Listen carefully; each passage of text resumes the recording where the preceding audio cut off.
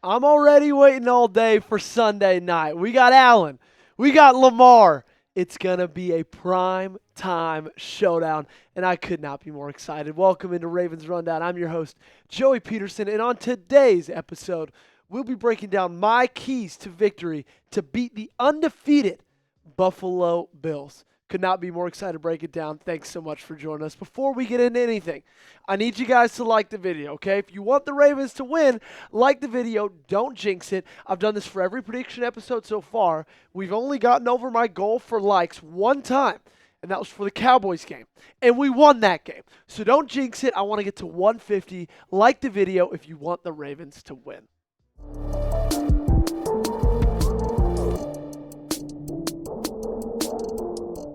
Now it is time for Joey's keys to victory.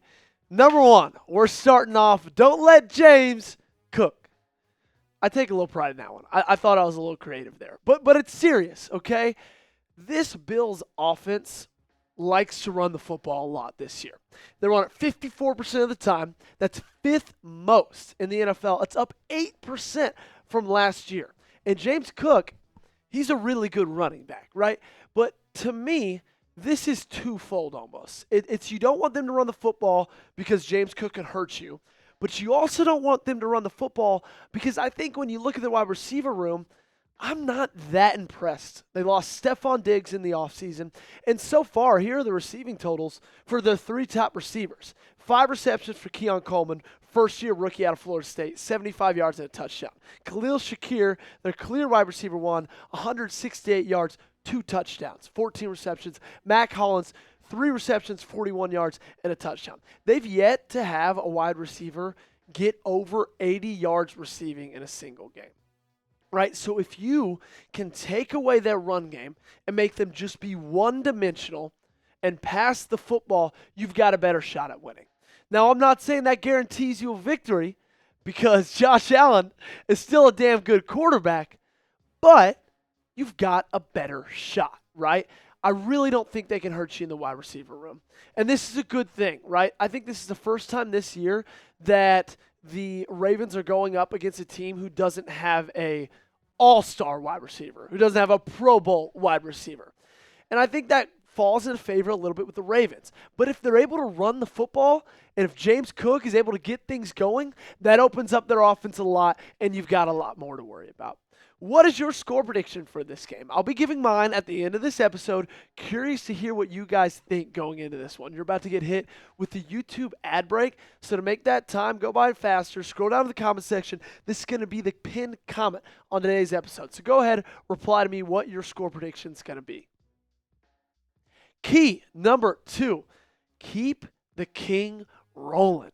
The king keeps it rolling because my, oh my, was he fantastic on Sunday against the Cowboys. 25 carries, 151 yards, 6 yards per carry with 2 touchdowns as well. And he was not just phenomenal on the stat sheet, but man, he was able to do so much more beyond that. 45 rushing yards over expected, right? So that means if you're just looking at what these rushes were with how the Cowboys defense was playing with the guys that he had in front of him, he was expected to get around, 106 rushing yards. He ended with 151. He forced 12 missed tackles. 12 missed tackles. Most by an NFL player this season. But the Bills have a pretty stout rush defense, right? It's not going to be anything like the Cowboys, okay? I'm going to tell you that right now. You're not going to be able to run all over them. But also, they're about middle of the pack in terms of rushing yards allowed per game so far this year. They let up 124 to Arizona. 54 of those came from Kyler Murray, 139 against Miami, and 92 against Jacksonville. So, again, it's not going to be easy as when you're playing the Cowboys, right? 290 yards on the ground in that one, or 270 yards on the ground in that one. But it's still crucial, right? Because when you're able to run the football, Lamar is able to do really anything he wants in the passing game. 12 for 15 against the Cowboys on Sunday. So just running the football, just in general, in football, speaking from just a American football sense, opens up things so much. So get the king going.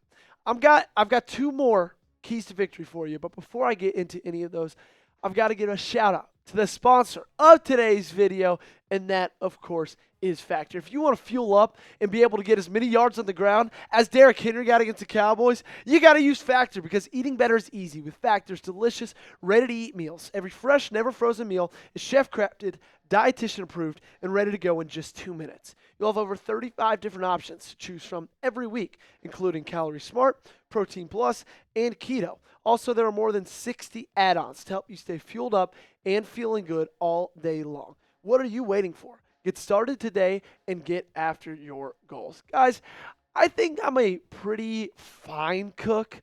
I think for a 24-year-old guy, I'd put myself in the 80th percentile probably, but my cooking pales in comparison to anything you're going to get on Factor. And the great thing about it is it's ready in minutes. You don't have to slave over a pot into an oven or whatever for 40, 45 minutes. You're ready to go in just 2. So head to factormeals.com/RavensChat50 and use code RavensChat50 to get 50% off your first box, plus 20% off your next month. That's code RavensChat50 at factormeals.com/RavensChat50 to get 50% off your first box, plus 20% off your next month while your subscription is still active. My third key to victory. Number 3, Lamar has to be accurate deep. And I say that because I don't think you're going to be able to run the football as well as you were against the Cowboys, like I previously stated. So that means you're going to have to get chunk yardage with a lot of pass plays. He's got to be accurate deep. He's had a great season so far. Completion percentage about 65.6, 720 yards, 7.8 yards per pass, 3 touchdowns, and a pick. But if you look at his passing chart against the Cowboys, it's pretty obvious that Todd Monken wasn't necessarily asking Lamar Jackson to do all that much. And it's because you're able to get the ground game going as well. But if you look at that chart, only one pass over 10 yards. There is one pass right at 10 yards, but every single one of those was under 10, all the other ones. 4 of them were behind the line of scrimmage as well. 3 of them under 5 yards. And so he wasn't asked to do a lot. And he still played great, and he still had a really good game.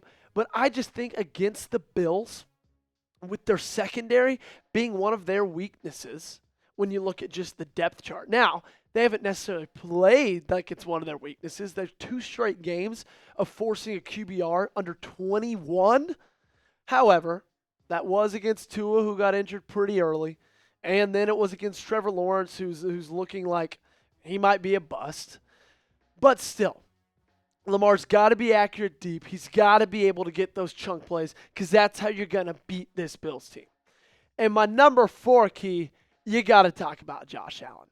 And it's keeping him in the pocket, because he's going to hurt you with his arms. You just got to make sure he doesn't hurt you with his legs as well. And he's having an MVP season so far. 75% completion percentage, 634 yards, 8.8 yards per attempt, 7 touchdowns, and 0 picks. And he's best when he's improvising, right? When he's on the run, when he's making guys miss, when he's scrambling, that's when he's at his best, when he gets his receivers, tight ends time to move around and get off their necessary route tree that they were particularly running. That's when he's at his best, okay? So you got to take that away from him. And this pass protection from the Bills has been pretty stingy through these first 3 weeks. Only 2 sacks given up on this season, back-to-back games with 0 sacks given up. And so I'm not necessarily saying you've got to get home to Allen. Of course, it helps to sack the quarterback. But in my opinion, I think it's much, much more important to just keep him in the pocket, right? Keep him in the pocket. Make him dice you up. Now, he will at times, especially with the way that this pass defense has been this year. But if you just take away his legs and take away that aspect of his game and go our secondary against their wide receivers, I think we've got the horses to win that battle. Maybe I think they don't have the horses to win that battle. So let's get into my score prediction. I've got the Ravens winning this one, 24-20. I just think that the Bills, I think the Cardinals are better this year, but they still were a 4-13 team last year. Jacksonville, I don't think they're very good this year. Miami, without Tua, I don't think they're very good this year. And I know they played against Tua for the first half and then a little bit of that third quarter of that game. But still, I don't think they face that stiff of competition. And I think Baltimore will be at home. It's going to be a night game, prime time. And I think they're just in a little bit more of a desperate situation than the Buffalo Bills are. I do. So I think the Ravens win this one by a score of 24-20 to improve to 2-2 on the season. So what are your keys to victory? You heard all four of mine. Let me know yours in the comment section down below. Love going back and forth with you guys. And as producer Allie is hinting, hit that subscribe button, okay? Best place to be on YouTube, I can promise you that. And hey, hit that subscribe button, and I'll see you guys tomorrow.